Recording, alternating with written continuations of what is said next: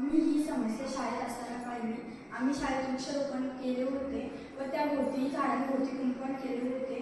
परंतु सुट्टी पाडल्यामुळे गायींनी शिरकाव करून ते कुंपण तोडून झाडांचा पालापाचोळा खाल्ला व झाडांची वाढ अपुरी झाली. त्यामुळे आम्ही याच्यावरती असा उपाय केला की झाडांच्या भोवती कुंपण करून कृत्रिमरित्या कुंपण करून त्याच्यामध्ये असं सेन्सर बसवला गेला की प्राण्याला कुठली इजा न होता त्यातून आवाज प्राण्यांचा स्पर्श कुंपणाला झाला की त्यातून आवाज होतो व प्राणी तिथून दूर पळून जातात आणि यातून प्राण्याला कुठलीही इजा होते. ही आमची शाळा आहे आणि हा शाळेतील परिसर आहे आणि त्याच्या दोन्ही बाजूला आम्ही झाडे लावलेली आहेत आणि त्या परिसरामध्ये शाळेच्या एक गायीने शिरकाव केला आहे.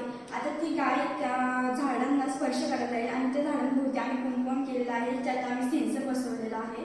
त्या सेन्सरमध्ये गायीचा स्पर्श झाला की आवाज येतो व प्राण्यांना कुठलीही इजा होत नाही. आता तुम्ही ते बघू शकता.